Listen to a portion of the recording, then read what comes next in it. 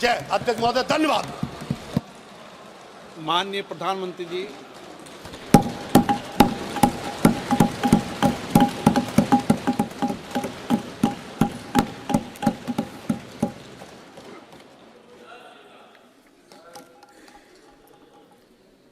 माननीय अध्यक्ष जी, मैं राष्ट्रपति जी के अभिभाषण पर धन्यवाद देने के लिए खड़ा हूं।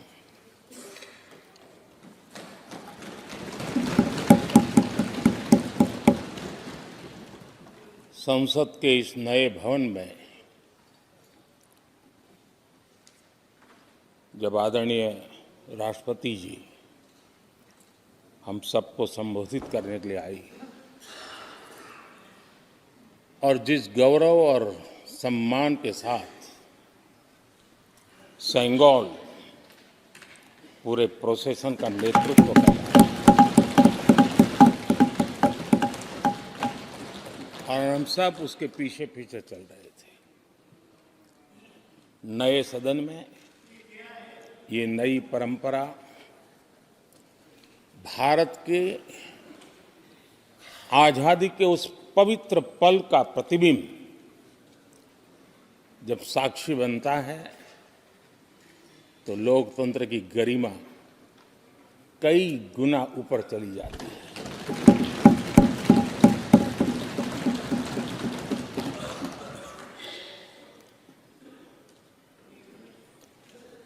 ये 75वां गणतंत्र दिवस, इसके बाद संसद का नया भवन, सेंगोल की अगुवाई, ये सारा दृश्य अपने आप में बहुत ही प्रभावी था। मैं जब वहां से पूरे कार्यक्रम को मैं भागीदारी कर रहा था, यहाँ से तो उतना हमें भव्यता नजर नहीं आती है, लेकिन वहाँ सब मैंने देखा कि वाकई नए सदन में इस गरिमावान उपस्थिति में राष्ट्रपति, उपराष्ट्रपति जी और आप, हम सब के मन को प्रभावित करने वाला वो दृश्य हमेशा हमेशा याद है।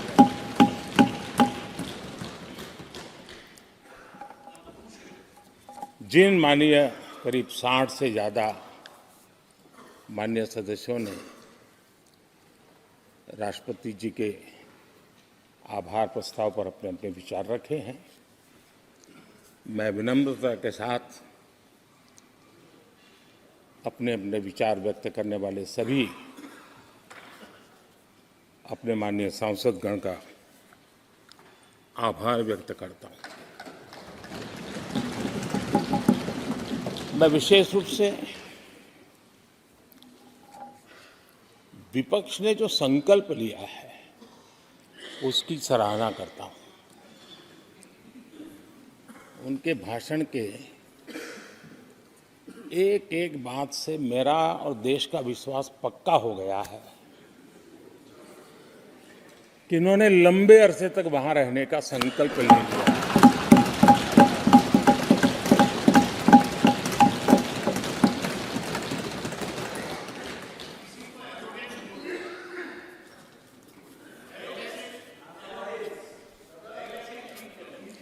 आप कई दशक तक जैसे यहां बैठे थे वैसे ही कई दशक तक वहां बैठने का आपका संकल्प, और जनता जनार्दन तो ईश्वर का रूप होती है, और आप लोग जिस प्रकार से इन दिनों मेहनत कर रहे हैं, मैं पक्का मानता हूं कि ईश्वर रूपी जनता जनार्दन आपको जरूर आशीर्वाद देगी और आप जिस ऊंचाई पे हैं उससे भी अधिक ऊंचाई पर जरूर पहुंचेंगे और अगले चुनाव में दर्शक दिशा में दिखेंगे।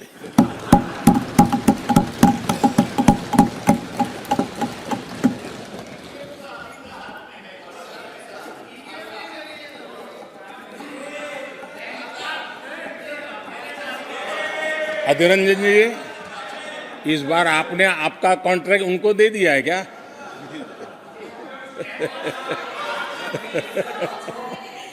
हमारे गीता में बोलते हैं कि अहम करम बलम दर्पम। आपने इन्हीं चीजों को पचाया है। धर्म समस्थिता। सर बोलने दो ना सर।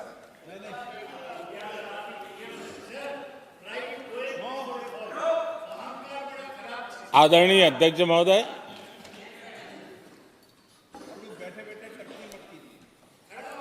मैं देख रहा हूं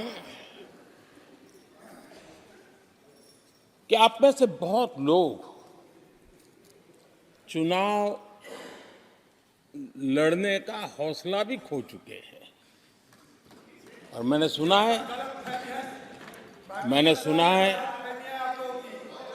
बहुत लोग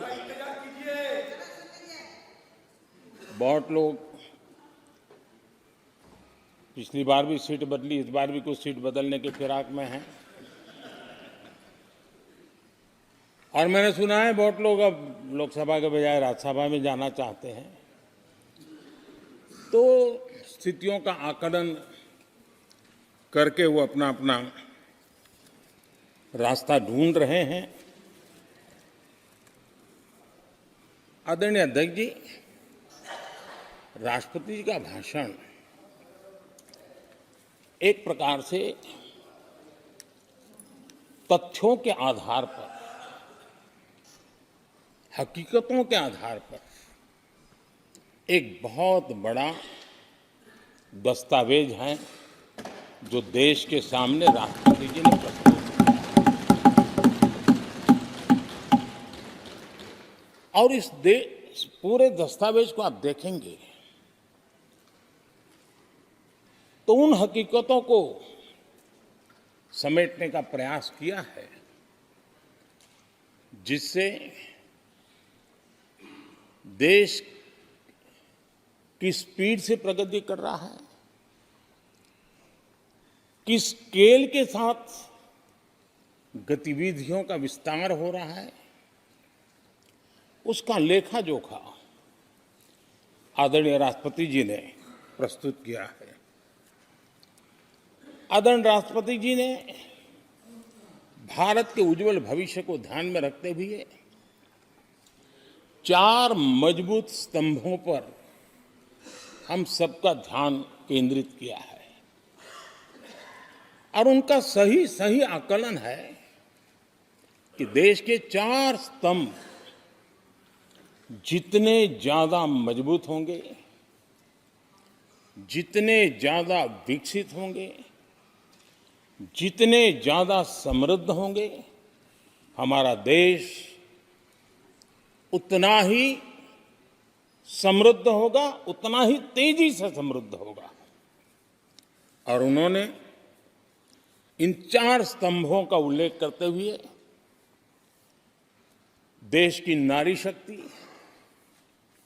देश की युवा शक्ति, देश के हमारे गरीब भाई बहन और देश के हमारे किसान, हमारे मछुआरे, हमारे पशुपालक, उनकी चर्चा की है। इनके सशक्तिकरण के माध्यम से राष्ट्र के विकसित भारत के लक्ष्य को प्राप्त करने की जो राह है, उसका स्पष्ट दिशा निर्देश आदरणीय राष्ट्रपति जी ने कहा है। अच्छा हो सकता है आपके यहाँ फिशरमैन माइनॉरिटी के ना हो सकता है आपके यहाँ पशुपालक माइनॉरिटी के ना हो सकता है किसान आपके यहाँ माइनॉरिटी के ना हो सकता है महिलाएं आपके यहाँ माइनॉरिटी में ना हो सकता है कि आपके यहाँ युवा में माइनॉरिटी। क्या हो गया है दादा? क्या देश के युवा जी की बात होती है? समाज के सब वर्ग नहीं होते हैं क्या? देश की नारी की बात होती है? देश की सभी नारी नहीं होती है? कब तक टुकड़ों में सोचते रहोगे? कब तक समाज को बांटते रहोगे? सब सीमा करो, बहुत तोड़ा देश को।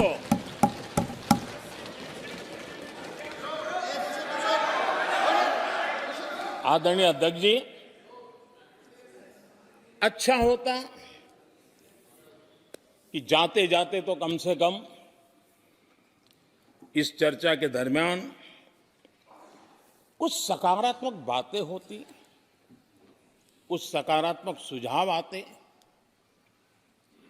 लेकिन हर बार की तरह आप सब साथियों ने देश को बहुत निराश किया, क्योंकि आपकी सोच की मर्यादा देश समझ पा रहा है। और उसको बार बार दर्द होता है कि ये दशा है इनकी सोचने की मर्यादा इतनी है। आदरणीय अध्यक्ष जी, नेता तो बदल गए, लेकिन टेप रिकॉर्डर वही बज रही है,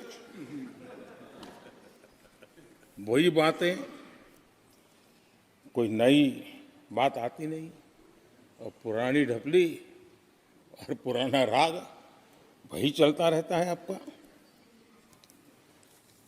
चुनाव का वर्ष था, थोड़ी मेहनत करते, कुछ नया निकाल करके लाते, जनता को जरा संदेश दे पाते, उसमें भी फेल गए आप। चलिए, ये भी मैं सिखाता हूं। आदरणीय अध्यक्ष जी,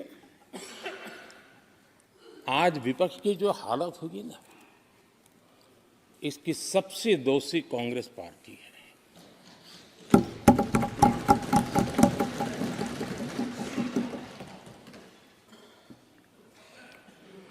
कांग्रेस को एक अच्छा विपक्ष बनने का बहुत बड़ा अवसर मिला, और 10 साल कम नहीं होते, लेकिन 10 साल में उस दायित्व को निभाने में भी वे पूरी तरह विफल गए। और जब खुद विफल हो गए तो विपक्ष में और भी होनहार लोग हैं, उनको भी उभरने नहीं दिया, क्योंकि फिर मामला और गड़बड़ हो जाए। इसलिए हर बार यही करते रहे कि और भी विपक्षी जो तेजस्वी लोग हैं उनको दबा दिया जाए। हाउस में कई यंग हमारे माननीय सांसदगण हैं, उत्साह भी उमंग भी है, लेकिन अगर वो बोलें, उनकी छवि उभर जाए, तो शायद किसी की छवि बहुत दब जाए। उस चिंता में इस यंग जनरेशन को मौका न मिले, हाउस को ही चलने नहीं दिए गए। यानी एक प्रकार से इतना बड़ा नुकसान कर दिया है, खुद का भी, विपक्ष का भी, संसद का भी और देश का भी।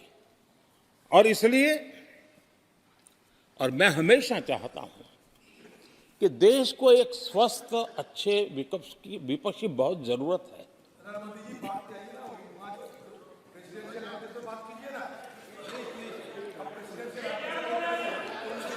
देश ने जितना परिवारवाद का खामियाजा उठाया है, और उसका खामियाजा खुद कांग्रेस ने भी उठाया है। अब अधीर बाबू की हालत हम देख रहे हैं, वरना ये समय था संसद में रहने का, लेकिन परिवारवाद की सेवा तो करनी पड़ती है।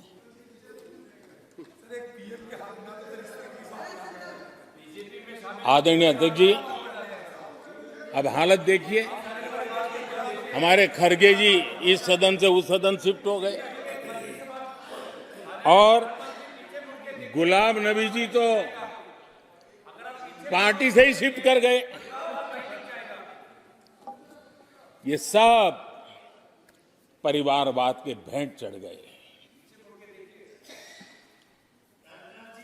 एक ही प्रोडक्ट बार बार लॉन्च करने के चक्कर में कांग्रेस की दुकान ताला लगने की नौबत आ गई है। और ये दुकान हम नहीं कह रहे, आप लोग कह रहे हैं। आप लोग कहते हैं दुकान खोलिए, सब जगह पे बोलते हैं, दुकान को ताला लगने की बात आई।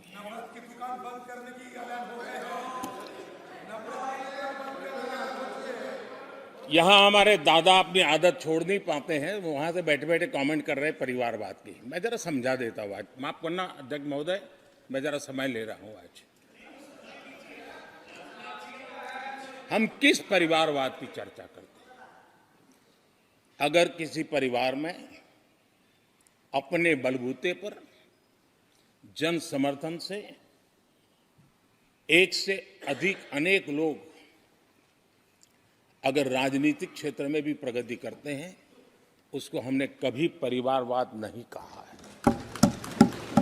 हम परिवारवाद की चर्चा वो करते हैं जो पार्टी परिवार चलाता है, जो पार्टी परिवार के लोगों को प्राथमिकता देती है, जो पार्टी के सारे निर्णय परिवार के लोग ही करते हैं, वो परिवारवाद है। न राजनाथ जी की कोई पॉलिटिकल पार्टी है, न अमित शाह की कोई पॉलिटिकल पार्टी है।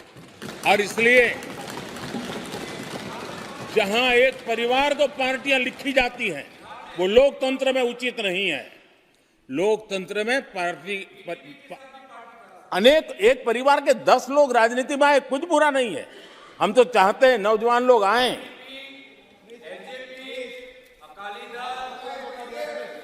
हम भी चाहते हैं ये इसकी चर्चा करिए। हमारे साथ आपके साथ मेरा विषय नहीं है। देश के लोकतंत्र के लिए परिवारवादी राजनीति, पारिवारिक पार्टियों की राजनीति, ये हम सबकी चिंता का विषय होना चाहिए।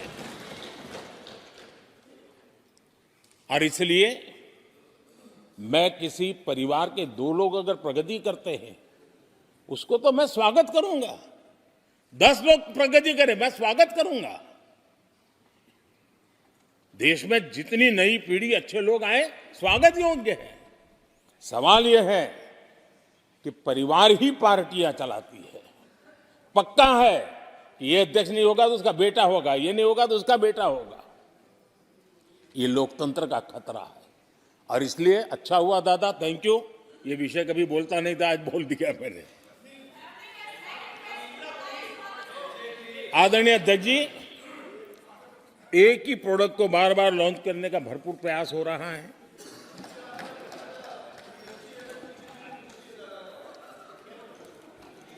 आदरणीय अध्यक्ष जी, कांग्रेस एक परिवार में उलझ गई है। देश के करोड़ों परिवार की आकांक्षाएं और उपलब्धियां वो देख पा ही नहीं रहे, देख सकते नहीं। अपने परिवार के बाहर देखने की तैयारी नहीं है। और कांग्रेस में एक कैंसिल कल्चर डेवलप हुआ है। कुछ भी है कैंसिल, कुछ भी है कैंसिल। ये एक ऐसे कैंसिल कल्चर में कांग्रेस फंस गई है। अगर हम कहते हैं मेक इन इंडिया, तो कांग्रेस कहती है कैंसिल। हम कहते हैं आत्मनिर्भर भारत, कांग्रेस कहती है कैंसिल। हम कहते हैं वोकल फॉर लोकल, कांग्रेस कहती है कैंसिल। हम कहते हैं वंदे भारत ट्रेन, कांग्रेस कहती है कैंसिल। हम कहते हैं संसद की नई इमारत, कांग्रेस कहती है कैंसिल। यानी मैं हैरान हूं, ये कोई मोदी की उपलब्धियां नहीं है, देश की उपलब्धियां है।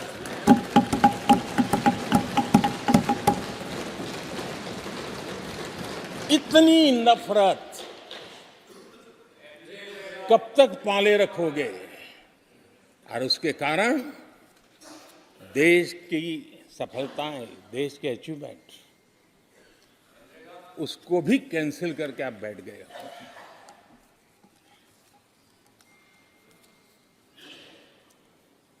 आदरणीय अध्यक्ष जी, राष्ट्रपति जी ने विकसित भारत के रोड मैप पर चर्चा करते हुए आर्थिक पहलुओं पर विस्तार से चर्चा की। अर्थव्यवस्था के मूलभूत जो आधार है, उसके की बारीकी से चर्चा की।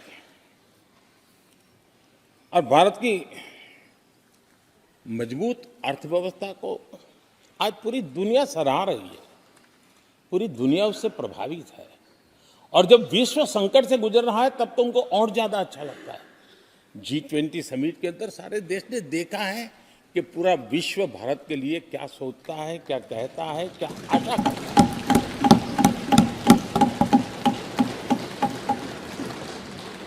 और इन सारे 10 साल के कार्यकाल के अनुभव के आधार पर आज की मजबूत अर्थव्यवस्था को देखते हुए जिस तेज गति से भारत विकास कर रहा है, उसकी बारीकियों को जानते हुए मैं विश्वास से कहता हूं, और इसीलिए मैंने कहा है कि हमारे तीसरे टर्म में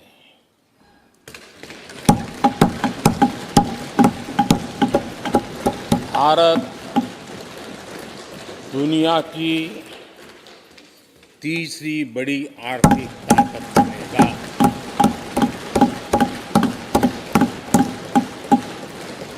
और ये मोदी की गारंटी है।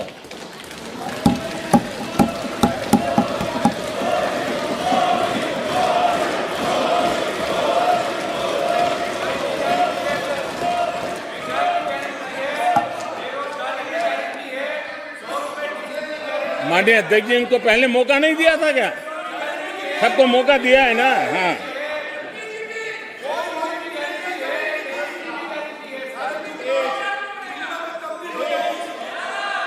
आदरणीय अध्यक्ष जी, जब हम दुनिया की तीसरी बड़ी आर्थिक शक्ति बनकर के उभरेंगे कहते हैं, तो हमारे विपक्ष में बैठे कुछ साथी कैसा कुतर्क देते हैं। वो कहते हैं इसमें क्या है, ये तो अपने आप हो जाएगा। क्या कमाल है आप लोगों की। मोदी का क्या है, ये तो अपने आप हो जाएगी। मैं जरा सरकार की भूमिका क्या होती है इस सदन के माध्यम से देश को और विशेष करके देश के युवा मन को बताना चाहता हूं, देश की युवा शक्तियों को बताना चाहता हूं कि होता कैसे है और सरकार की भूमिका क्या होती है। आदरणीय अध्यक्ष जी, 10 साल पहले 2014 में फरवरी महीने में जो इंटरिम बजट आया था, उस समय कौन लोग बैठे थे आपको तो मालूम ही है, देश को ही मालूम है। जो 10 साल पहले इंटरिम बजट आया था, उसे पेश करते समय उस समय के वित्त मंत्री ने जो कहा था, मैं उसको कोट कर रहा हूं। और एक एक शब्द बड़ा मूल्यवान है जी। जब आप लोग कहते हैं ना ये तो अपने आप तीसरे नंबर पर जा ही जाएगा, ऐसा कहते हैं, उनको जरा समझना चाहिए। ये उन्होंने क्या कहा था, I now wish to look forward and outline a vision for the future. Vision for the future. पूरे ब्रह्मांड के सबसे बड़े अर्थशास्त्री बोल रहे थे। I now wish to look forward and outline a vision for the future.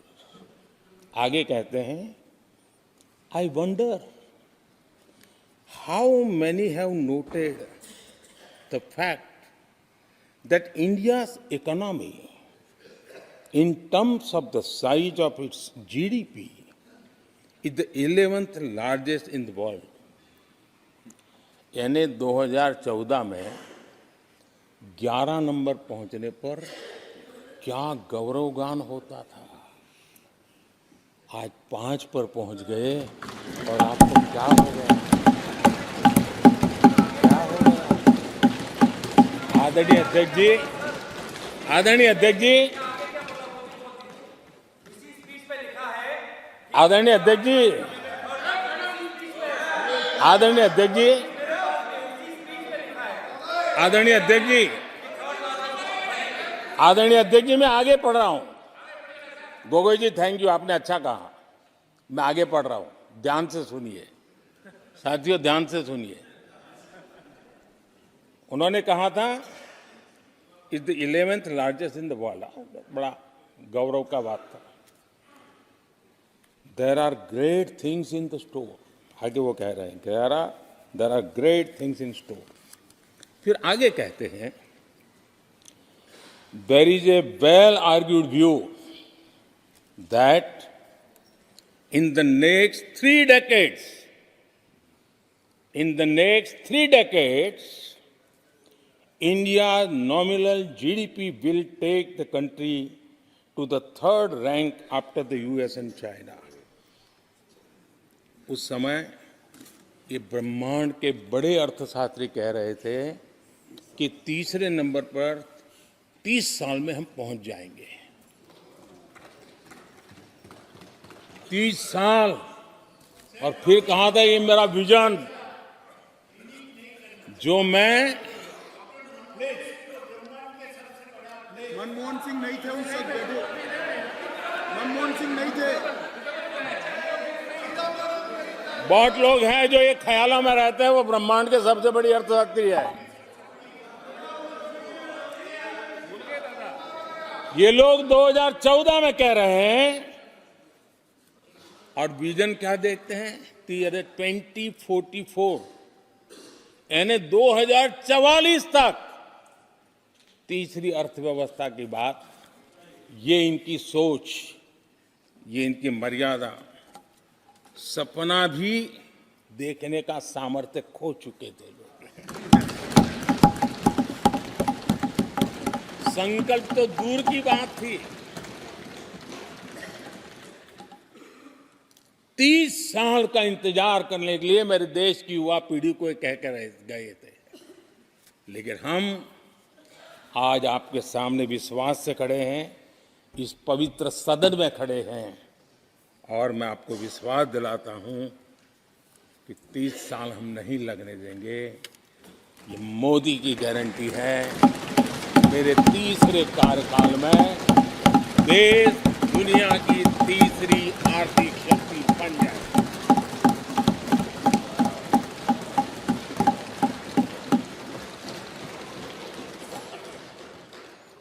कैसे लक्ष्य रखते थे, उनकी सोच कहां तक जाती थी, दया आती है। और आप लोग 11 नंबर पे बड़ा गर्व कर रहे थे, अब 5 नंबर पहुंचा दिए जी।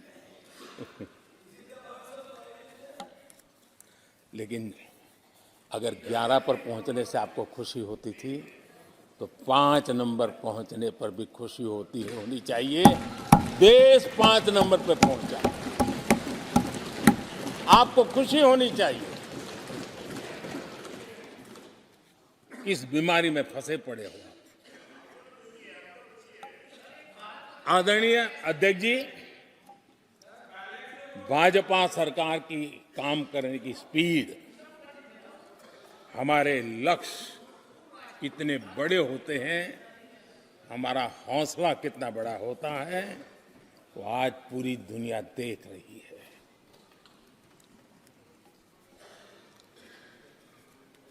और आदरणीय अध्यक्ष जी, एक कहावत है हमारे उत्तर प्रदेश में, खास एक कहावत कही जाती है, 9 दिन चले 2.5 कोस।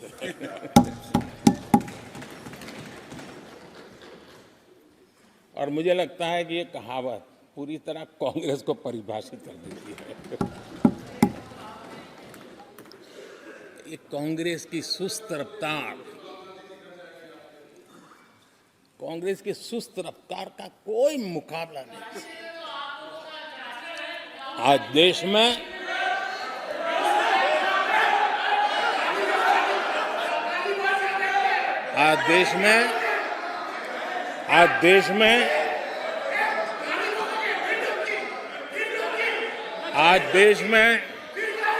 जिस रफ्तार से काम हो रहा है, कांग्रेस सरकार इस रफ्तार की कल्पना भी नहीं कर सकती। आदरणीय अध्यक्ष जी, शहरी गरीबों के लिए हमने 400 घर हमने गरीबों के लिए, आदरणीय अध्यक्ष जी, हमने गरीबों के लिए 4 करोड़ घर बनाए।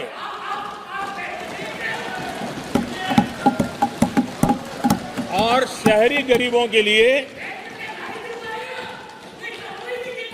80 लाख पक्के मकान शहरी गरीबों के लिए बने।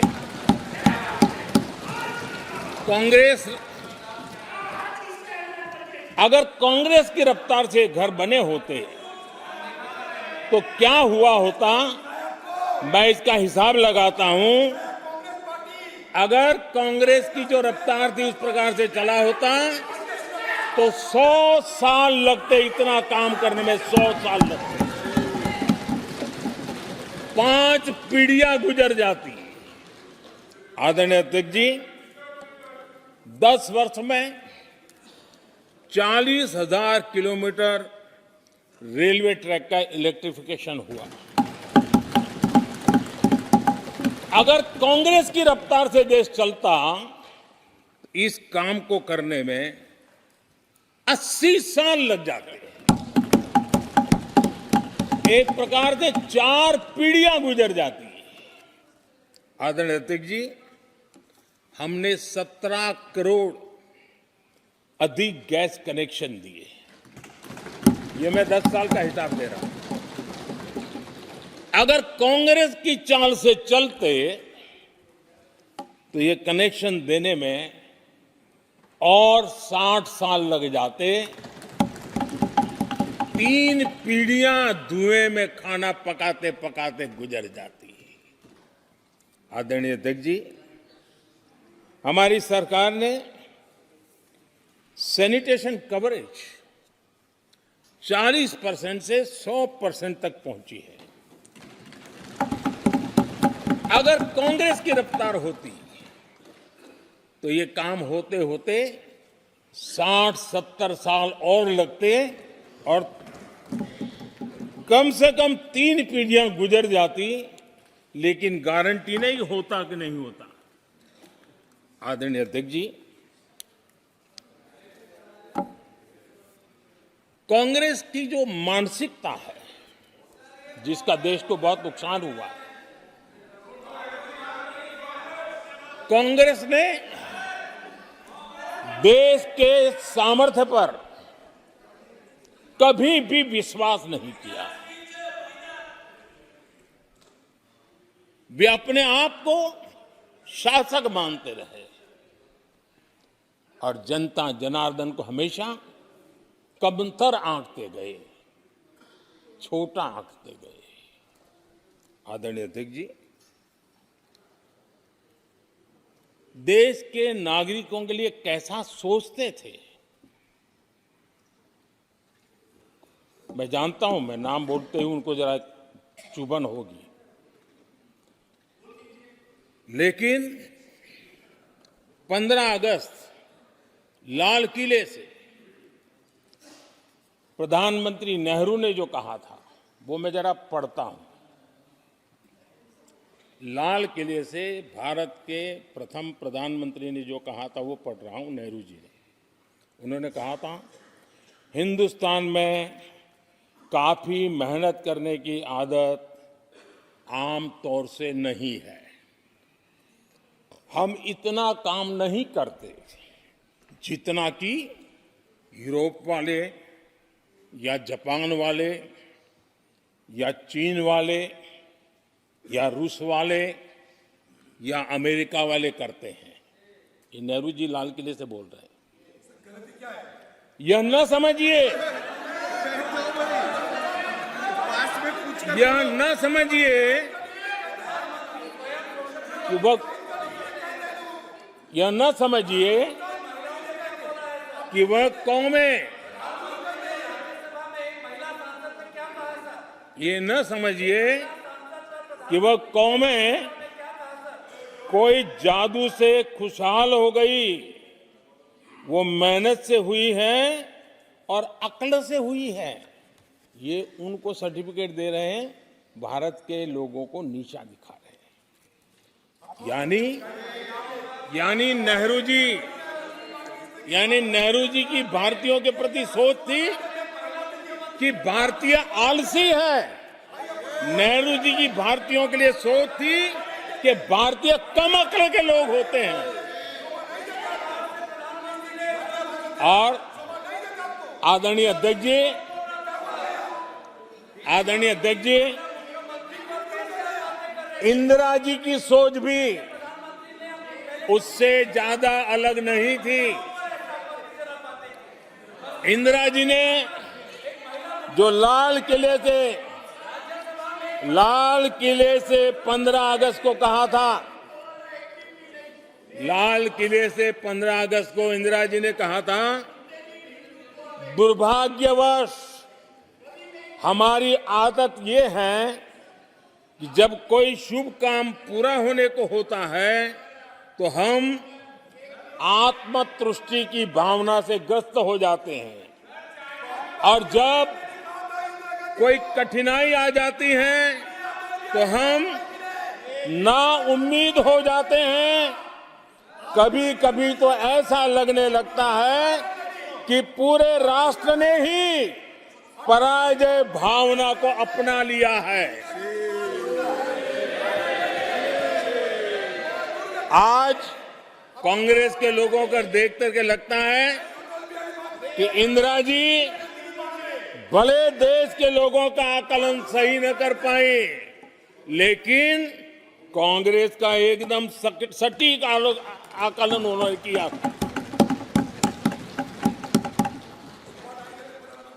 कांग्रेस के शाही परिवार के लोग मेरे देश के लोगों को ऐसा ही समझते थे, उनके विषय में ऐसे ही सोचते, और आज भी वही सोच देखने को मिलती है। माननीय अध्यक्ष जी,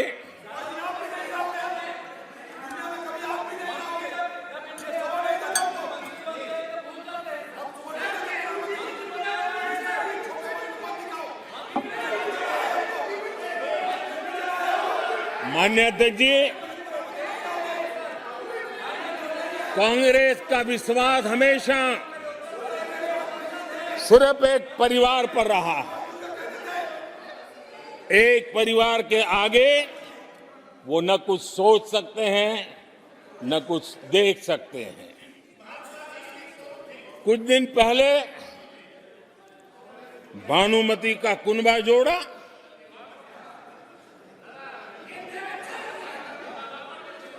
लेकिन फिर एकला चलो रे करने लग गए। कांग्रेस के लोगों ने नया मोटर मैकेनिक का काम सीखा है, और इसलिए अलाइनमेंट क्या होता है उसका ज्ञान तो हो गया होगा, लेकिन मैं देख रहा हूं अलायंस का ही अलाइनमेंट बिगड़ गया।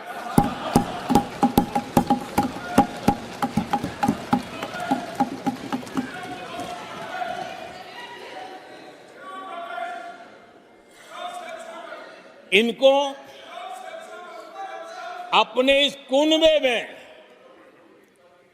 अगर एक दूसरे पर विश्वास नहीं है तो ये लोग देश पर विश्वास कैसे करेंगे। आदरणीय अध्यक्ष जी, हमें देश के सामर्थ्य पर भरोसा है, हमें लोगों की शक्ति पर भरोसा है। आदरणीय अध्यक्ष जी, देश की जनता ने हमें जब पहली बार सेवा करने का अवसर दिया तो हमने पहले कार्यकाल में यूपीए के समय के जो गड्ढे थे वो गड्ढे भरने में हमारा काफी समय और शक्ति लगी। हम पहले कार्यकाल में वो गड्ढे भरते रहे। हमने दूसरे कार्यकाल में नए भारत की नींव रखी, और तीसरे कार्यकाल में हम विकसित भारत को निर्माण को नई गति देंगे। आदरणीय अध्यक्ष जी, पहले कार्यकाल में हमने स्वच्छ भारत, उज्ज्वला,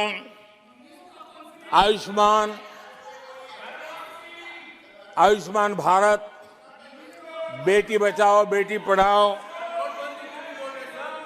उसी प्रकार से सुगम्य भारत, डिजिटल इंडिया, ऐसे कितने ही जनहित के कामों को अभियान का स्वरूप देकर के आगे बढ़ाए।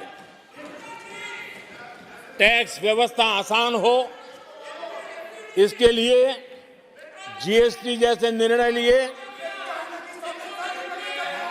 और हमारे इन कामों को देख करके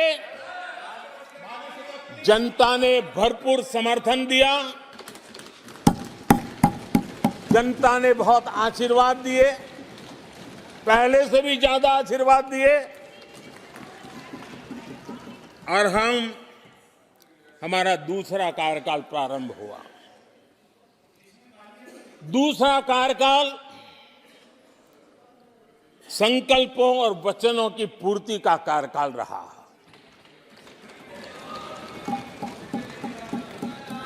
जिन उपलब्धियों का देश लंबे समय से इंतजार कर रहा था, वो सारे काम हमने दूसरे कार्यकाल में पूरे होते देखे। हम सबने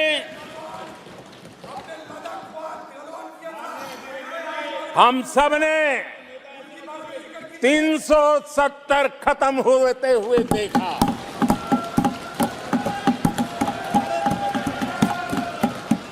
इन्हीं माननीय सांसदों के आंखों के सामने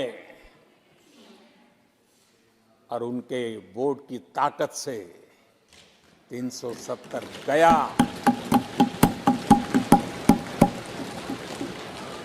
नारी शक्ति वंदन अधिनियम ये दूसरे कार्यकाल में कानून बना। आदरणीय अध्यक्ष जी, अंतरिक्ष से लेकर के ओलंपिक तक सशस्त्र बलों से संसद तक नारी शक्ति के सामर्थ्य की गूंज उठी।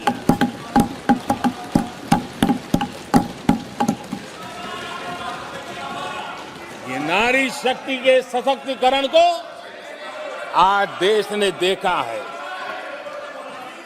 आदरणीय अध्यक्ष जी, उत्तर से दक्षिण तक,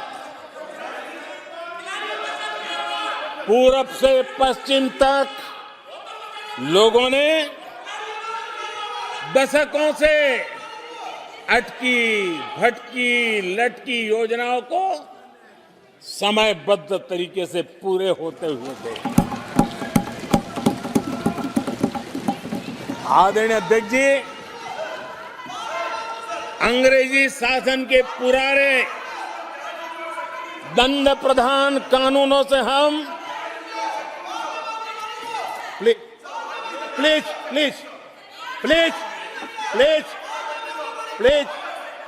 माननीय सदस्यगण, सदन के नेता बोल रहे हैं, आपको प्लीज आप समझाइए। सदन के नेता बोल रहे हैं, आपको मैंने सबको पर्याप्त समय पर्याप्त अवसर दिया था। यह तरीका गलत है, यह हमें मर्यादा बना के रखना पड़ेगा। प्लीज बैठे बैठे कोई टिप्पणी नहीं करेगा।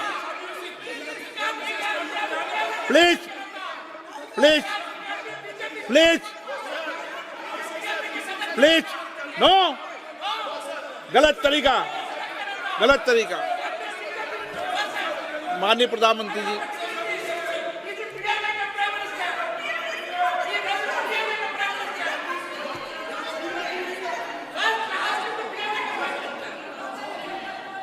ये तरीका है क्या आपका?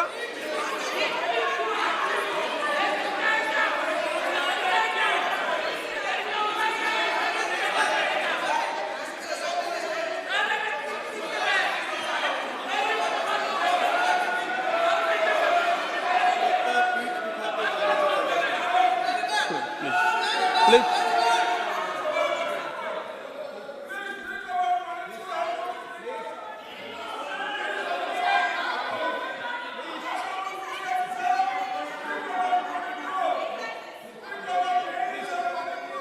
आदरणीय अध्यक्ष जी,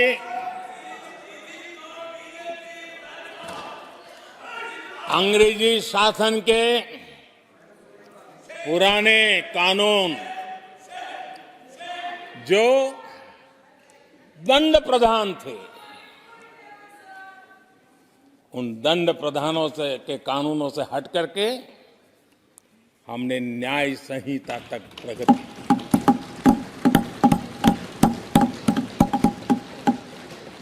हमारी सरकार ने सैकड़ों ऐसे कानूनों को समाप्त किया जो अप्रासंगिक हो गए थे।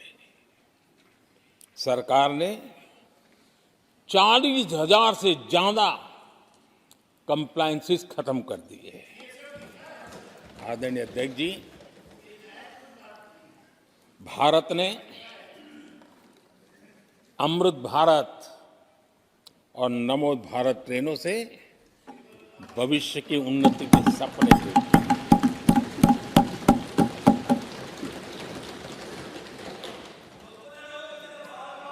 आदरणीय अध्यक्ष जी, देश के गांव-गांव ने, देश के कोटि-कोटि जनों ने विकसित भारत की संकल्प यात्रा देखी है और सैचुरेशन के पीछे कितनी मेहनत की जाती है, उसके हक की चीज उसको मिले, उसके दरवाजे दस्तक देकर के देने का प्रयास देश पहली बार देख रहा है।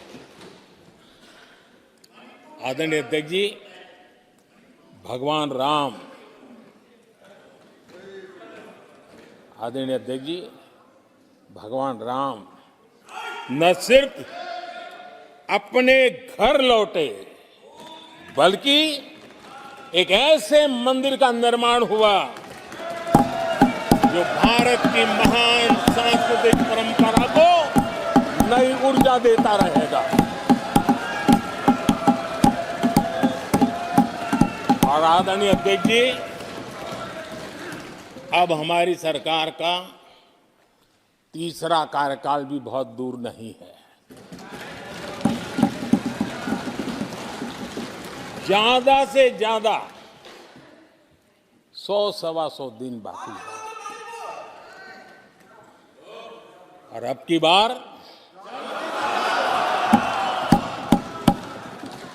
पूरा देश कह रहा है, अब की बार खड़गे जी भी कह रहे हैं।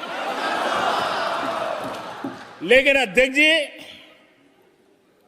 मैं आमतौर पर ये आंकड़े के चक्कर में नहीं पड़ता, लेकिन मैं देख रहा हूं देश का मिजाज एनडीए को तो 400 पार करवा ही के रहेगा, लेकिन भारतीय जनता पार्टी को 370 सीट अवश्य देगा।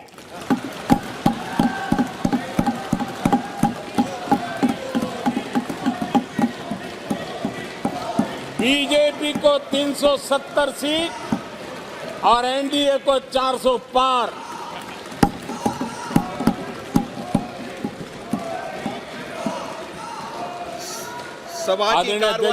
सभा की कार्रवाई इस विषय की समाप्ति तक बढ़ा दी जाए। आदरणीय अध्यक्ष जी, हमारा तीसरा कार्यकाल बहुत बड़े फैसलों का होगा।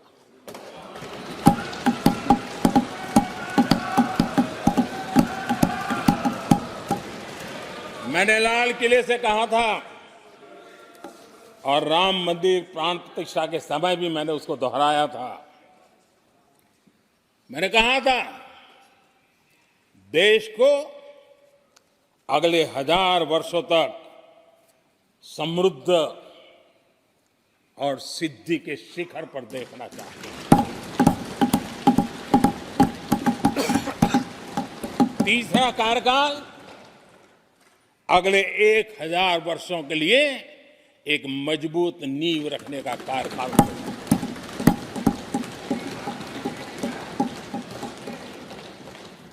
आदरणीय अध्यक्ष जी, मैं भारतवासियों के लिए, उनके भविष्य के लिए बहुत ही विश्वास से भरा हुआ हूं। मेरा देश के 140 करोड़ नागरिकों के सामर्थ्य पर अपार भरोसा है, मेरा बहुत विश्वास है।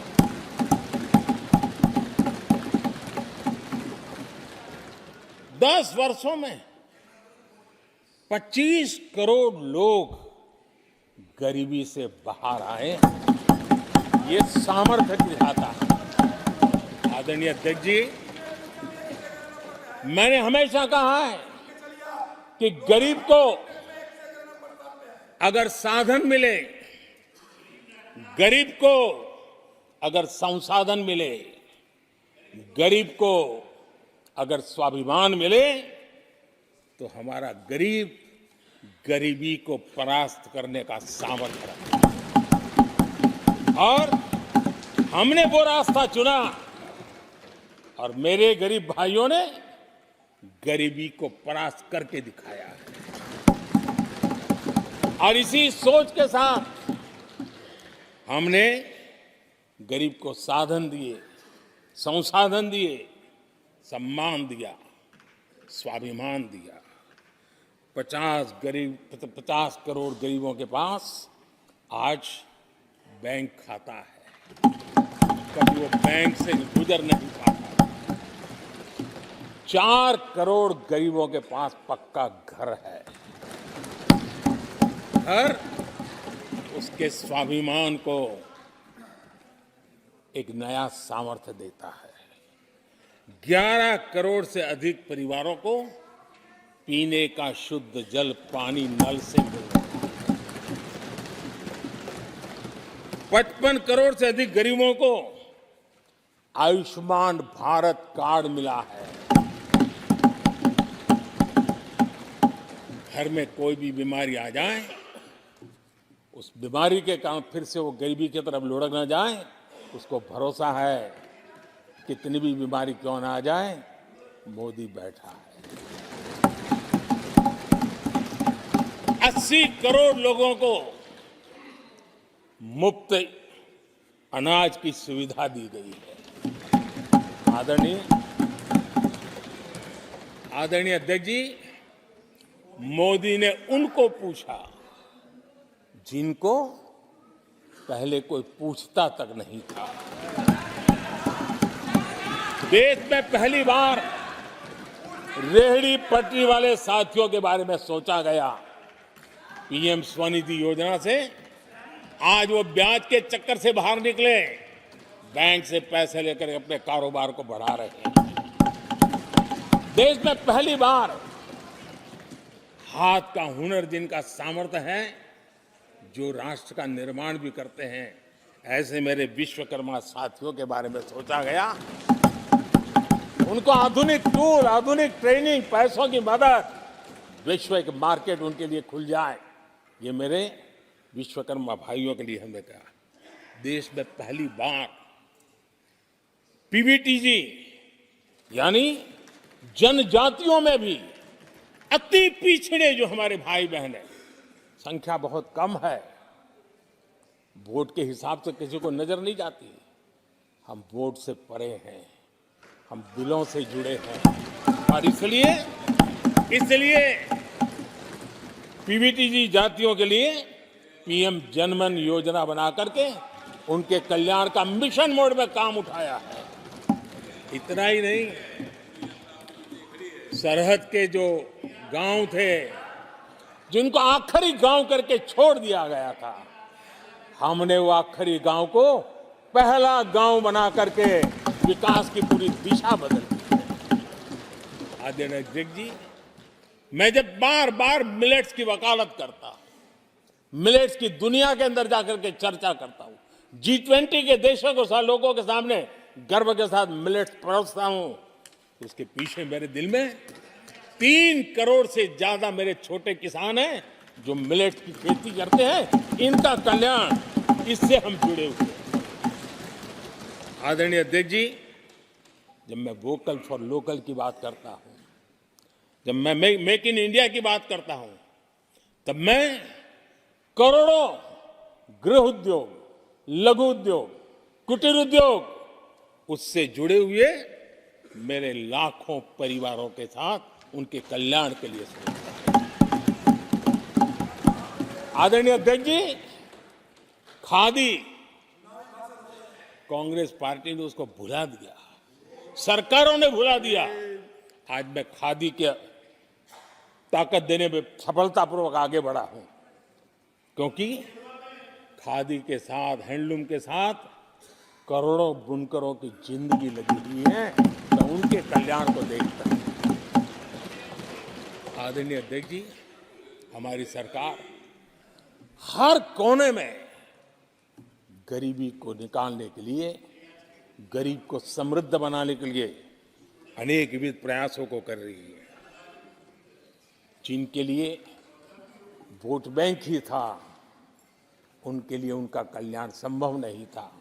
हमारे लिए उनका कल्याण राष्ट्र का कल्याण है और इसलिए हम उसी रास्ते पर चल पड़े। आदरणीय अध्यक्ष जी, कांग्रेस पार्टी ने, यूपीए सरकार ने ओबीसी समुदाय के साथ भी कोई न्याय नहीं किया, अन्याय किया। इन लोगों ने ओबीसी नेताओं का अपमान करने में कोई कोर कसर नहीं छोड़ी है। कुछ दिन पहले जब कर्पूरी ठाकुर जी को भारत रत्न दिया, हमने वो सम्मान किया। लेकिन याद करिए, उस कर्पूरी ठाकुर अति पिछड़े समाज से ओबीसी समाज के उस महापुरुष के साथ क्या व्यवहार हुआ था, किस प्रकार से उनके साथ जुल्म किया। 1970 में बिहार के मुख्यमंत्री बने तो उनको पद से हटाने के लिए कैसे कैसे खेल खेले गए थे। उनकी सरकार अस्थिर करने के लिए क्या कुछ नहीं किया गया था। आदरणीय अध्यक्ष जी, कांग्रेस को अति पिछड़ा व्यक्ति बर्दाश्त नहीं हुआ था। 1987 में जब कांग्रेस के पास पूरे देश में उनका झंडा फहरता था, सत्ता ही सत्ता थी, तब उन्होंने कर्पूरी ठाकुर को प्रतिपक्ष के नेता के रूप में स्वीकार करने से मना कर दिया। और कारण क्या दिया? वो संविधान का सम्मान नहीं कर सकते। जिस कर्पूरी ठाकुर ने पूरा जीवन लोकतंत्र के सिद्धांतों के लिए, संविधान की मर्यादाओं के लिए खपा दिया, उनका अपमान करने का काम कांग्रेस पार्टी ने किया था। आदरणीय अध्यक्ष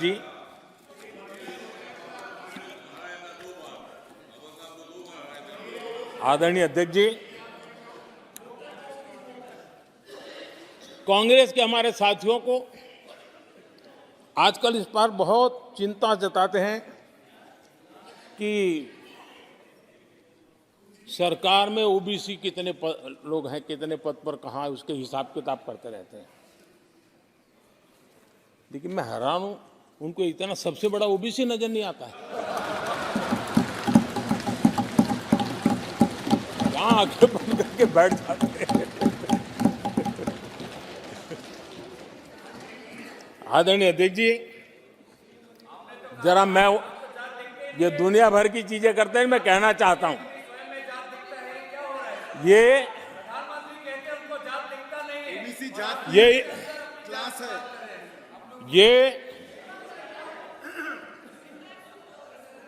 यूपीए के समय एक एक्स्ट्रा कॉन्स्टिट्यूशनल बॉडी बनाई गई थी, जिसके सामने सरकार की कुछ नहीं चलती थी।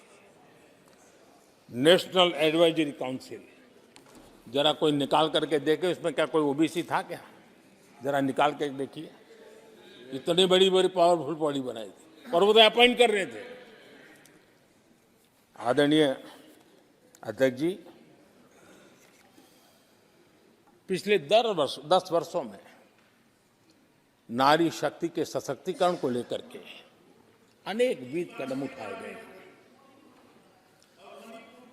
नारी के नेतृत्व में समाज के सशक्तिकरण पर काम किया गया है। आदरणीय अध्यक्ष जी,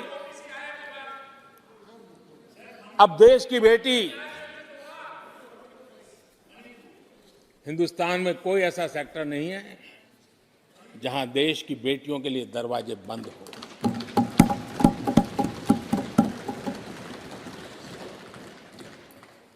आज हमारे देश की बेटियां फाइटर जेट भी उड़ा रही हैं और हमारे देश की सीमाओं को भी सुरक्षित रख रही है।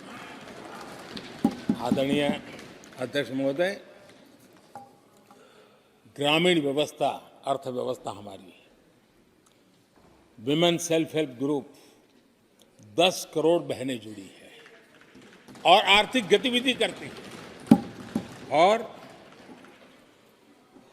ग्रामीण अर्थव्यवस्था को वो नई ताकत दे रही है। और मुझे आज खुशी है कि इन प्रयासों का परिणाम है कि आज करीब करीब 1 करोड़ लखपति दीदी आज देश में हैं। और जब मेरी उनसे बातें होती है, उनका जो आत्मविश्वास देखता हूं, मेरा पक्का विश्वास है हम जिस तरह आगे बढ़ रहे हैं, आने वाले हमारे कार्यकाल में 3 करोड़ लखपति दीदी हमारे देश के अंदर हम देखेंगे। आप कल्पना कर सकते हैं गांव की अर्थव्यवस्था को कितना बड़ा बदलाव हो जाएगा। आदरणीय अध्यक्ष जी, हमारे देश में बेटियों के संबंध में जो पहले सोच थी, समाज के घर में घुस गई थी, दिमाग में भी घुस गई थी, आज वो सोच कितनी तेजी से बदल रही है। थोड़ा सा बारीकी से देखेंगे तो हमें पता चलेगा कितना बड़ा सुखद बदलाव आ रहा है। पहले अगर बेटी का जन्म होता था तो चर्चा होती थी, अरे खर्चा कैसे उठाएंगे, उसको कैसे पढ़ाएंगे, उसके आगे की जिंदगी का एक प्रकार से कोई बोझ है, ऐसी चर्चाएं हुआ करती थी। आज बेटी पैदा होती है तो पूछा जाता है, अरे सुकन्या समृद्धि अकाउंट खुला कि नहीं खुला। बदलाव। आदरणीय जी, पहले सवाल होता था प्रेग्नेंट होने पर नौकरी नहीं कर पाओगे। पहले ये बात होती थी प्रेग्नेंट होने पर नौकरी नहीं कर पाओगे। आज कहा जाता है 26 हफ्ते की पेड लीव और बाद में भी अगर चाहिए तो मिलेगी। ये बदलाव होता है। पहले समाज में सवाल होते थे कि महिला होकर नौकरी क्यों करना चाहती हो, क्या पति की सैलरी कम पड़ रही, ऐसे सवाल होते थे। आज लोग पूछ रहे हैं, मैडम आपका जो स्टार्टअप है ना बहुत प्रगति कर रहा है, क्या मुझे नौकरी मिलेगी। ये बदल।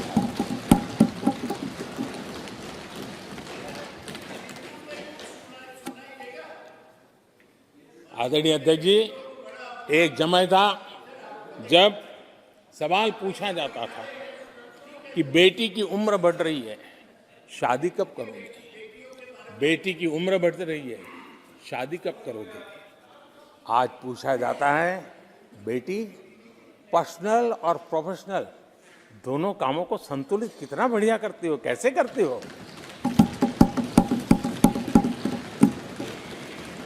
आदरणीय अध्यक्ष जी, एक समय था घर में कहा जाता था कि घर के मालिक घर पे है कि नहीं है, ऐसा पूछा जाता था।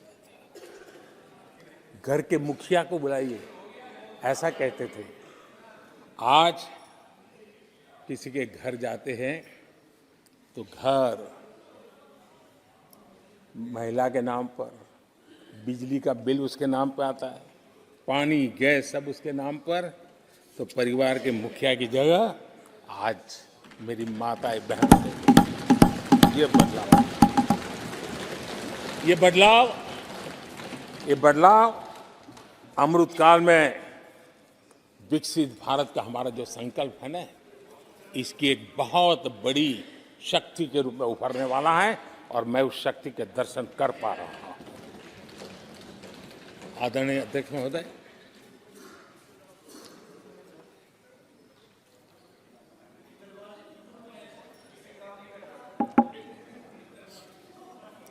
किसानों के लिए आंसू बहाने की आदत मैंने बहुत देखी है। किसानों के साथ कैसा कैसा विश्वासघात किया गया है, ये देश ने देखा है। कांग्रेस के समय कृषि के लिए कुल वार्षिक बजट होता था 25,000 करोड़ रुपया। आदरणीय अध्यक्ष जी, हमारी सरकार का बजट है 1.25 करोड़ रुपया। आदरणीय अध्यक्ष जी, कांग्रेस ने अपने 10 साल के कार्यकाल में 7 लाख करोड़ रुपया का धान और गेहूं किसानों से खरीदा था। हमने 10 वर्ष में करीब 18 लाख करोड़ का धान गेहूं। कांग्रेस सरकार ने दलहन और तिलहन की खरीदी नाम मात्र कभी कहीं की हो तो की हो। हमने 1.25 लाख करोड़ रुपए से भी अधिक का दलहन और तिलहन खरीद किया है। हमारे कांग्रेस के साथियों ने पीएम किसान सम्मान निधि का मड़ा उजाया, और जब मैंने मेरी पहली टर्म में ये योजना शुरू की थी तो मुझे याद है कि झूठा नैरेटिव की जो फैशन चल पड़ी है, गांव में जाके कहा जाता था कि देखिए ये मोदी के पैसे मत लेना, ये चुनाव एक बार जीत गया तो सारे पैसे ब्याज समेत तुमसे वापस मांगेगा। ऐसा झूठ फैलाया गया था। किसानों को इतना मूर्ख बनाने की कोशिश की गई थी। आदरणीय अध्यक्ष जी, पीएम किसान सम्मान निधि 2,80,000 करोड़ रुपए हमने भेजे। पीएम फसल बीमा योजना 30,000 रुपया का प्रीमियम, और उसके सामने 1.5 लाख करोड़ रुपया मेरे किसान भाई बहनों को दिया। कांग्रेस ने अपने शासनकाल में कभी भी मछुआरे पशुपालक की तो नामो निशान नहीं था उनके काम में। पहली बार इस देश में मछुआरों के लिए अलग मंत्रालय बना, पशुपालन के लिए अलग मंत्रालय। पहली बार पशुपालक को, मछुआरों को किसान क्रेडिट कार्ड दिया गया ताकि कम ब्याज से उसको बैंक से पैसा मिल सके, वो अपना कारोबार बढ़ा सके। किसान और मछुआरों की चिंता सिर्फ जानवरों की नहीं होती है, जिंदगी का एक महत्वपूर्ण हिस्सा है। आर्थिक चक्र को चलाने में इन पशुओं की भी बहुत बड़ी भूमिका होती है। हमने फुट एंड माउथ डिसीज, उससे हमारे पशुओं को बचाने के लिए 50 करोड़ से ज्यादा टीके लगाए हैं। पहले कभी सोचा नहीं। आदरणीय अध्यक्ष महोदय, आज भारत में युवाओं के लिए जितने नए अवसर बने हैं, ये पहले कभी नहीं बने। आज पूरी वोकेबलरी बदल गई है। शब्द पूरे जो पहले कभी सुनने को नहीं मिलते थे, वो बोलचाल के सहज दुनिया में शब्द आ चुके हैं। आज चारों तरफ स्टार्टअप्स की गूंज है, यूनिकॉर्न्स चर्चा में है। आज डिजिटल क्रिएटर्स एक बहुत बड़ा वर्ग हमारे सामने है। आज गीग इकोनॉमी की चर्चा हो रही है। ये युवाओं के जुबान पर ये नए भारत की नई वोकेबलरी है। ये नई आर्थिक साम्राज्य की नई परिवेश है, नई पहचान है। ये सेक्टर युवाओं के लिए रोजगार के लाखों नए अवसर बना रहे हैं। 2014 से पहले डिजिटल इकोनॉमी की साइज ना के बराबर थी, बहुत ज्यादा उसकी चर्चा भी नहीं थी। आज भारत दुनिया की डिजिटल इकोनॉमी है, अग्रणी है। लाखों युवा इससे जुड़े हैं, और आने वाले समय में ये डिजिटल इंडिया मूवमेंट जो है वो देश के नौजवानों के लिए अनेक अवसर, अनेक रोजगार, अनेक प्रोफेशंस के लिए अवसर लेकर के आने वाला है। आदरणीय अध्यक्ष जी, आज Bharat made in India phone दुनिया में पहुंच रहे हैं। दुनिया में हम नंबर 2 बन गए हैं। और एक तरफ सस्ता मोबाइल प्राप्त हुआ है और दूसरी तरफ सस्ता डेटा। इन दोनों ने एक बहुत बड़ा रिवॉल्यूशन लाया है देश में और दुनिया में। हम जिस कीमत पे आज हमारे नौजवानों को ये प्राप्त करवा रहे हैं, सबसे कम कीमत पर करवा रहे हैं और वो एक कारण बना है। आज मेड इन इंडिया अभियान रिकॉर्ड मैन्युफैक्चरिंग, रिकॉर्ड एक्सपोर्ट या देश देख रहा है। आदरणीय जी, ये सारे काम हमारे नौजवानों के लिए सबसे ज्यादा रोजगार लाने वाले काम हैं, सबसे ज्यादा रोजगार के अवसर पैदा करेंगे। आदरणीय अध्यक्ष महोदय, 10 वर्ष में टूरिज्म सेक्टर में अभूतपूर्व उछाल आया है। हमारे देश में ये ग्रोथ और टूरिज्म सेक्टर ऐसा है जिसमें कम से कम पूंजी निवेश में अधिक से अधिक लोगों को रोजगार देने वाला अवसर है और सामान्य से सामान्य व्यक्ति को भी ये रोजगार देने वाला अवसर है। स्वरोजगार की सबसे ज्यादा संभावनाएं वाला टूरिज्म क्षेत्र है। 10 वर्ष में एयरपोर्ट 2 गुने बने। भारत सिर्फ एयरपोर्ट बने ऐसा नहीं है, भारत दुनिया का तीसरा बड़ा डोमेस्टिक एविएशन सेक्टर बना, दुनिया के तीसरे बड़े। हम सबको खुशी होनी चाहिए। भारत की जो एयरलाइंस कंपनियां हैं, उन्होंने 1000 नए एयरक्राफ्ट के ऑर्डर दिए। देश में 1000 नए एयरक्राफ्ट। और जब इतने सारे हवाई जहाज ऑपरेट होंगे, सारे एयरपोर्ट कितने धमधमते होंगे, कितने पायलट्स की जरूरत पड़ेगी, कितने हमें क्रू मेंबर चाहिए, कितने इंजीनियर चाहिए, कितने ग्राउंड सर्विस के लिए लोग चाहिए। यानी रोजगारी के नए नए क्षेत्र खुलते जा रहे हैं। एविएशन सेक्टर भारत के लिए एक बहुत बड़ा नया अवसर बनकर के आया है। आदरणीय अध्यक्ष जी, हमारी कोशिश नहीं है कि इकोनॉमी को हम फॉर्मलाइज करने की दिशा में मजबूती से कदम उठाएं। युवाओं को नौकरी भी मिले, सोशल सिक्योरिटी भी मिले। इन दोनों को लेकर के और आपने जिन बातों के आधार पर हम निर्णय करते हैं और देश में भी माना जाता है, वो एक होता है डाटा ईपीएफओ का। ईपीएफओ में जो रजिस्ट्रेशन होता है, 10 साल में करीब 18 करोड़ नए सब्सक्राइबर आए और वो तो सीधा पैसों से जुड़ा खेल होता है, उसमें फर्जी नाम नहीं होते हैं।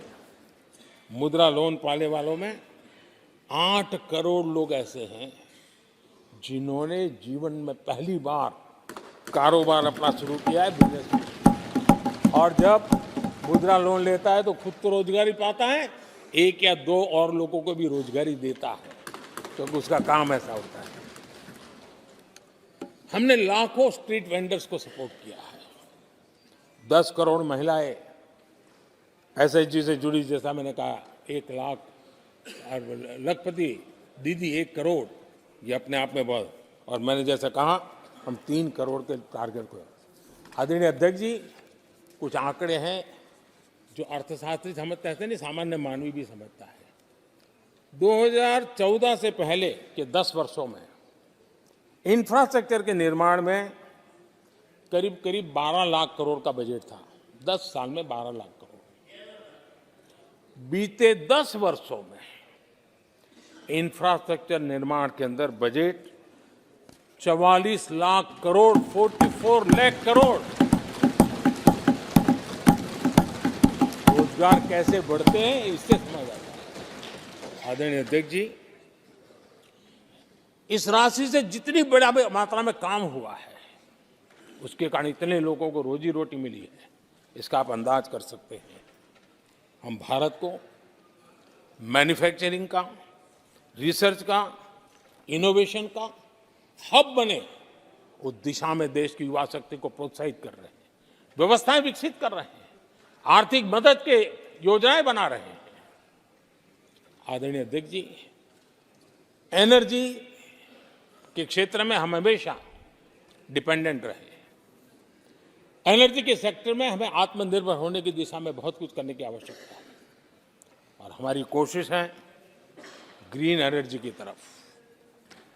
हाइड्रोजन को लेकर के हम बहुत बड़ी मात्रा में आगे बढ़ रहे हैं, उसमें अभूतपूर्व निवेश। उसी प्रकार से दूसरा क्षेत्र है जिसमें भारत को लीड लेनी होगी, वो है सेमीकंडक्टर।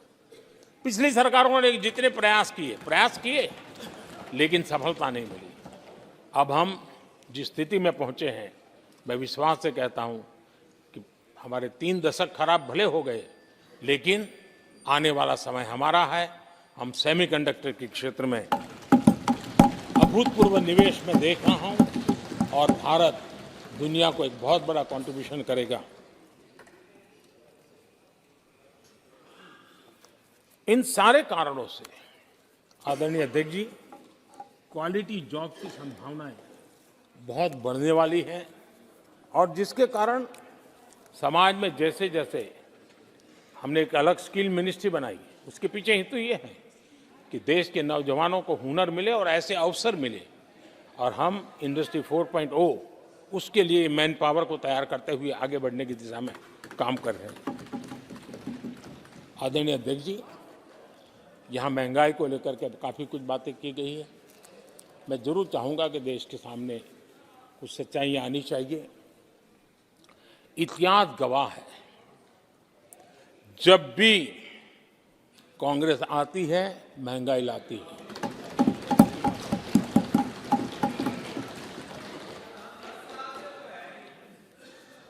मैं कुछ वक्तव्य इस सदन में आज कहना चाहता हूं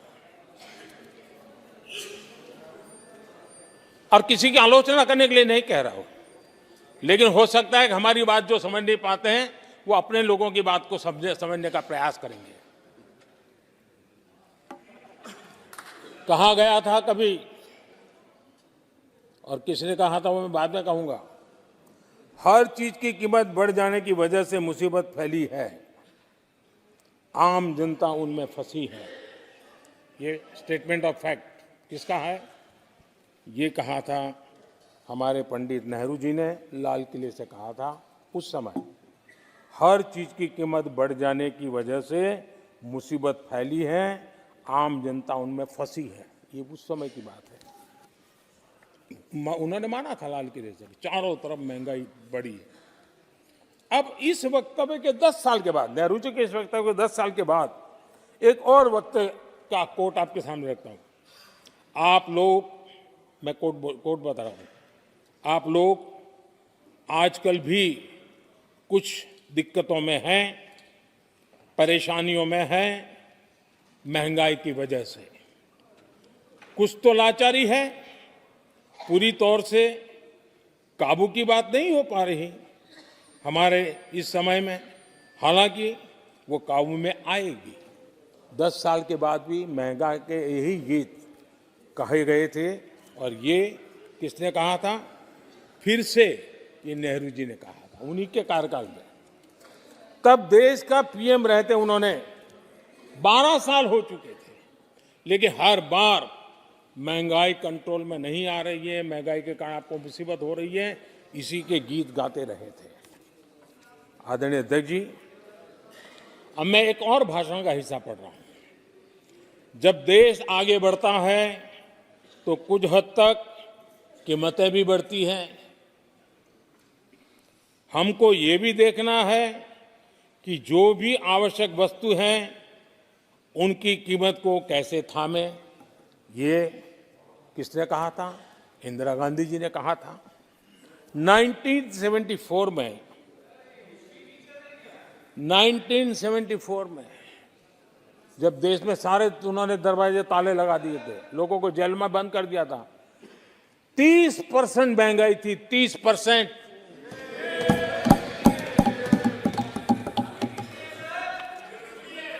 आदरणीय अध्यक्ष जी,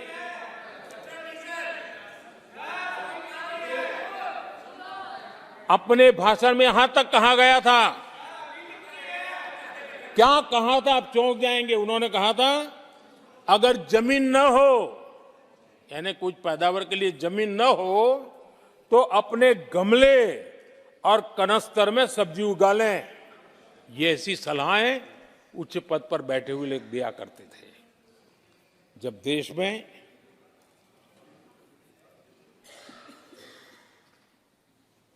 महंगाई को लेकर के 2 गाने सुपर हिट हुए थे हमारे देश में, घर घर गाए जाते थे। एक महंगाई मार गई और दूसरा महंगाई डायन खाए जा, डायन खाए जा था। और ये दोनों गाने कांग्रेस के शासनकाल में आए। आदरणीय अध्यक्ष जी, यूपीए के शासनकाल में महंगाई डबल डिजिट में थी, डबल डिजिट में महंगाई थी, इसको नकार नहीं सकते हैं। और यूपी का सरकार का तर्क क्या था जी? असंवेदनशीलता। ये कहा गया था कि महंगी आइसक्रीम खा सकते हो तो महंगाई का रोना क्यों रो रहे हो, ये कहा गया था, ये कहा गया था। जब भी कांग्रेस आई है उसने महंगाई को ही मजबूत किया। आदरणीय अध्यक्ष जी, हमारी सरकार ने महंगाई को लगातार नियंत्रण में रखा है। दो युद्ध के बावजूद और 100 साल में आए सबसे बड़े संकट के बावजूद महंगाई नियंत्रण में है और हम कर पाए हैं।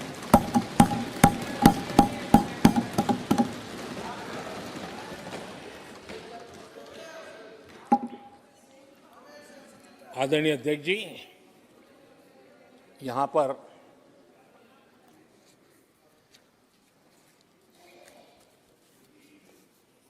बहुत गुस्सा व्यक्त किया गया। जितना हो सका उतने कठोर शब्द में गुस्सा व्यक्त किया गया। उनका दर्द मैं समझता हूं, उनकी मुसीबत और ये गुस्सा मैं समझता हूं, क्योंकि तीर निशाने पर लगा है।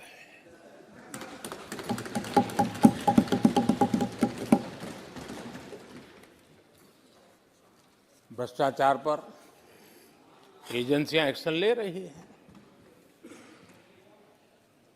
उसको लेकर भी इतना गुस्सा, क्या क्या शब्दों का प्रयोग किया जा रहा है।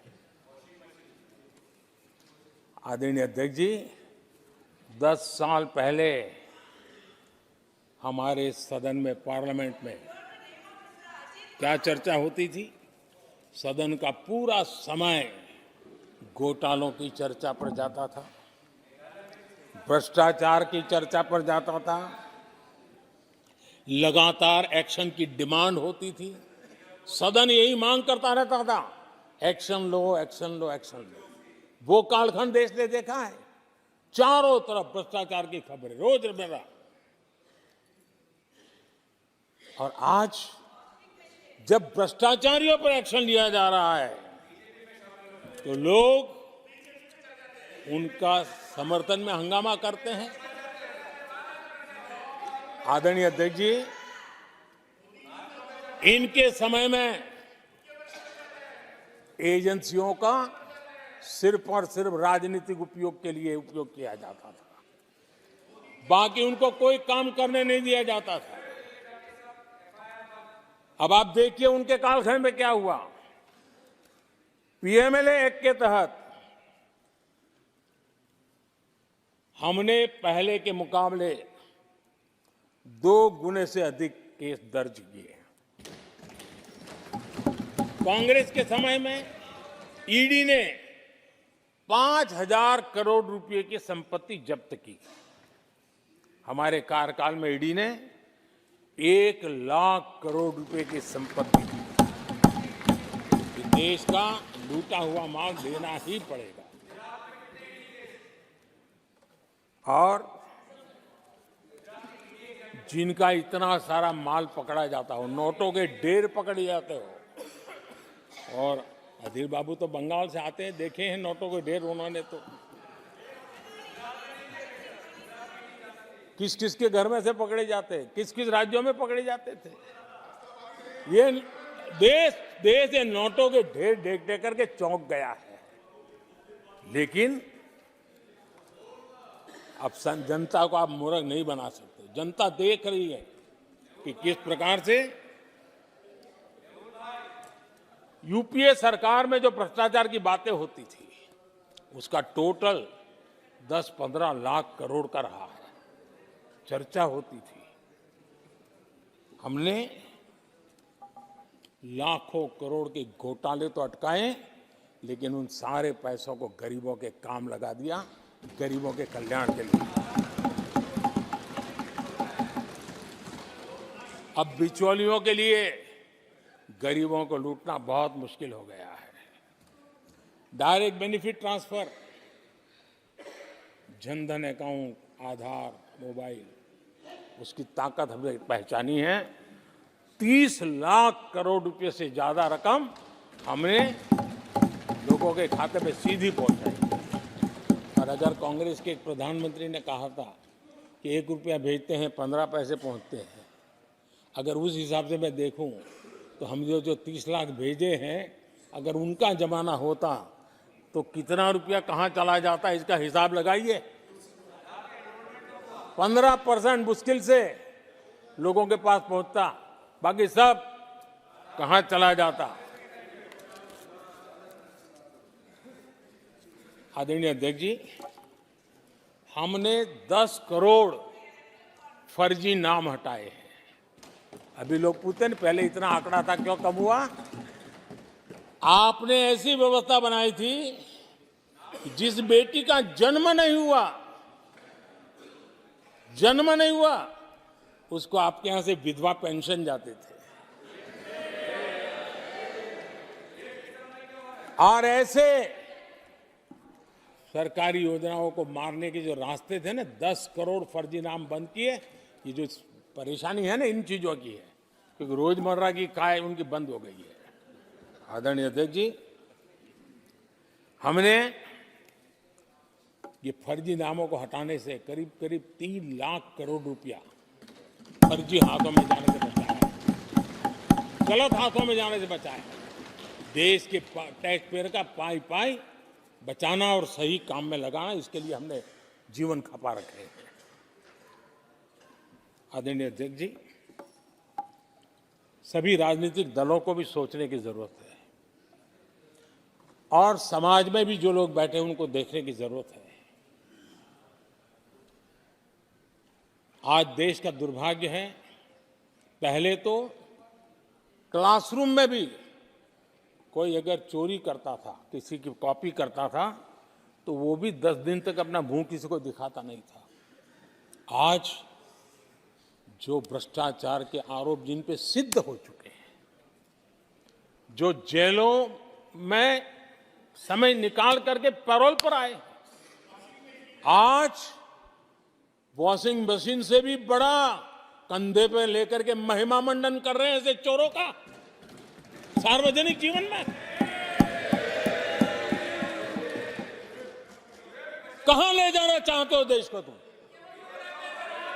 जो सजा हो चुकी है, मैं ये तो समझता हूं कि आरोप जो है उनके लिए तो आप सोच सकते हैं, लेकिन जो गुनाह सिद्ध हो चुका है, जो सजा काट चुके हैं, जो सजा काट रहे हैं, ऐसे लोगों का महिमा मंडन करते हो आप? कौन सा कल्चर और देश की भावी पीढ़ी को क्या प्रेरणा देना चाहते हो आप? कौन से रास्ते और ऐसी कौन सी आपकी मजबूरी है?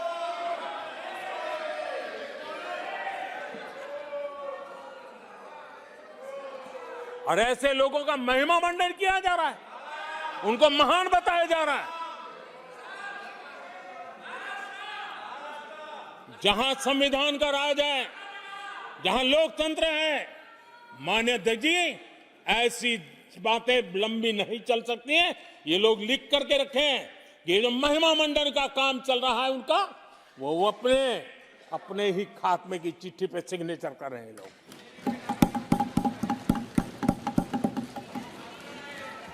आदरणीय अध्यक्ष जी, जांच करना ये एजेंसियों का काम है। एजेंसियां स्वतंत्र होती हैं और संविधान ने उनको स्वतंत्र रखा हुआ है। और जज करने का काम न्यायाधीश का है। जज करने का काम न्यायाधीश का है और वो अपना काम कर रहे हैं। और अध्यक्ष जी, मैं इस पवित्र सदन में फिर से दोहराना चाहूंगा, जिसको जितना जुल्म मुझ पर करना है कर ले, मेरी भ्रष्टाचार के खिलाफ लड़ाई चलती रहेगी। जिसने देश को लूटा है उनको लौटाना पड़ेगा। जिन्होंने देश को लूटा है उनको लौटाना पड़ेगा। ये मैं देश को इस सदन की पवित्र जगह से वादा करता हूं। जिसको जो आरोप लगाना है लगा लें, लेकिन देश को लूटने नहीं दिया जाएगा और जो लूटा है वो लौटाना पड़ेगा। आदरणीय अध्यक्ष जी, देश सुरक्षा और शांति का एहसास कर रहा है। पिछले 10 वर्ष की तुलना में सुरक्षा के क्षेत्र में देश आज वाकई सशक्त हुआ है। आतंकवाद, नक्सलवाद एक छोटे दायरे में अब सिमटा हुआ है।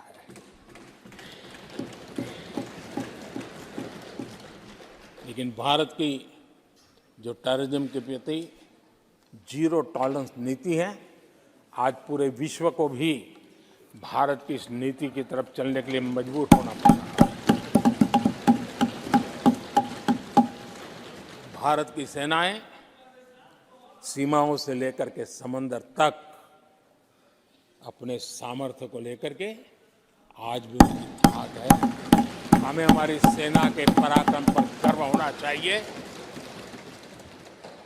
हम कितना ही उनके मोरल तोड़ने की कोशिश करें, मुझे मेरी सेना पर भरोसा है। मैंने उनके सामर्थ्य को देखा है। कुछ राजनेता सेना के लिए हल्के फुल्के शब्द बोल दें, इससे मेरे देश की सेना डिमोरलाइज होगी। ये सपनों में कोई रहते तो निकल जाए। देश के मूड को वो खत्म नहीं कर सकते। और किसी के एजेंट बन करके इस प्रकार की भाषा अगर कहीं से भी उठती है, देश कभी स्वीकार नहीं कर सकता है। और जो खुलेआम देश में अलग देश बनाने की वकालत करते हैं,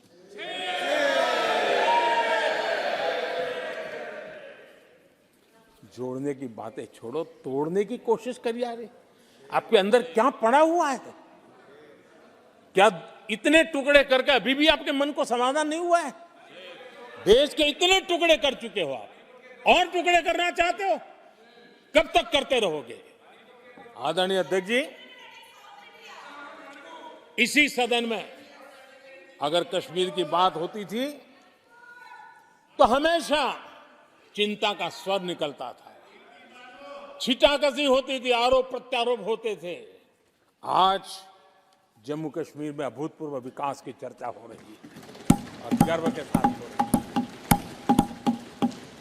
पर्यटन लगातार बढ़ रहा है। G20 समिट होती है वहां, पूरा विश्व आज उसकी सराहना करता है। आर्टिकल 370 को लेकर के कैसा हुआ बना के रखा था। कश्मीर के लोगों ने जिस प्रकार से उसको गले लगाया है, कश्मीरी जनता ने जिस प्रकार से गले लगाया है, और आखिर के ये समस्या किसकी देन थी? किसने देश के माथे पर मारा था? किसने भारत के संविधान के अंदर इस प्रकार की दरार करके रखी हुई थी?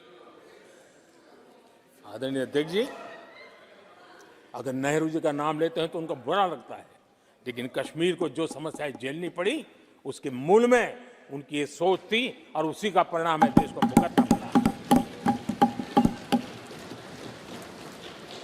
जम्मू कश्मीर के लोगों को, देश के लोगों को नेहरू जी की गलतियों का बहुत बड़ी कीमत चुकानी पड़ी है। आदरणीय अध्यक्ष जी, वो भले गलतियां करके गए, लेकिन हम मुसीबतें झेल करके भी गलतियों सुधारने के लिए हमारी कोशिश जारी रखेंगे। हम रुकने वाले नहीं हैं। हम देश के लिए काम करने के लिए निकले हुए लोग हैं। हमारे लिए नेशन फर्स्ट है। आदरणीय अध्यक्ष जी, मैं सभी राजनीतिक दलों के नेताओं से आग्रह करूंगा, सभी माननीय सदस्यों से आग्रह करूंगा, भारत के जीवन में एक बहुत बड़ा अवसर आया है। वैश्विक परिवेश में भारत के लिए बड़ा अवसर आया है। एक नए आत्मविश्वास के साथ आगे बढ़ने का अवसर आया है। राजनीति अपनी जगह पे होती है, आरोप प्रत्यारोप अपनी जगह पर होता है, लेकिन देश से बढ़कर कुछ नहीं होता है। और इसलिए आइए मैं निमंत्रण देता हूं आपको, कंधे से कंधा मिलाकर के हम देश के निर्माण के लिए आगे बढ़े। राजनीति में किसी भी जगह पर रहते हुए भी राष्ट्र निर्माण में आगे बढ़ने में कोई रुकावट नहीं आती। अब इस राह को मत छोड़िए। मैं आपका साथ मांग रहा हूं, मां भारती के कल्याण के लिए साथ मांग रहा हूं। मैं विश्व के अंदर जो अवसर आया है, उस अवसर को बुलाने के लिए आपका साथ मांगता हूं। मैं आपका सहयोग चाहता हूं 140 करोड़ देशवासियों की जिंदगी को और समृद्ध बनाने के लिए और सुखी बनाने के लिए। लेकिन अगर आप साथ नहीं दे सकते हैं और अगर आपका हाथ ईंटें फेंकने पर ही तुला हुआ है, तो आप लिख करके रखिए, आपकी हर ईंट को मैं विकसित भारत की नींव मजबूत करने के लिए लगाऊंगा। आपके हर पत्थर को मैं विकसित भारत के जो सपनों को लेकर के आप चले, उसकी नींव मजबूत करने के लिए मैं लगाऊंगा और देश को हम उस समृद्धि की ओर लेके जाएंगे। जितने पत्थर उछालने उछाल लीजिए, आपका हर पत्थर भारत के समृद्ध, भारत के विकसित भारत के सपने को समृद्ध बनाने के लिए हर पत्थर को मैं काम में ले लूंगा। ये भी मैं आपको विश्वास दिलाता हूं। आदरणीय अध्यक्ष जी, मैं जानता हूं साथियों की तकलीफें मैं जानता हूं, लेकिन वो जो कुछ भी बोलते हैं मैं दुखी नहीं होता और दुखी होना भी नहीं चाहिए, क्योंकि मैं जानता हूं ये नामदार है, हम कामदार हैं और हम कामदारों को तो नामदारों से सुनना ही पड़ता है। जी तो नामदार कुछ भी कहते रहें, कुछ भी कहने का उनको तो जन्मजात अधिकार मिले हुए हैं और हम कामदारों को सुनना होता है। हम सुनते भी रहेंगे और देश को सहजते भी रहेंगे, देश को आगे बढ़ाते रहेंगे। आदरणीय अध्यक्ष जी, आपने मुझे इस पवित्र सदन में आदरणीय राष्ट्रपति जी के उद्बोधन को समर्थन करने के लिए बोलने का अवसर दिया। मैं आदरणीय राष्ट्रपति जी के उद्बोधन को समर्थन देते हुए, धन्यवाद प्रस्ताव पर आभार व्यक्त करते हुए मेरी वाणी को विराम देता हूं।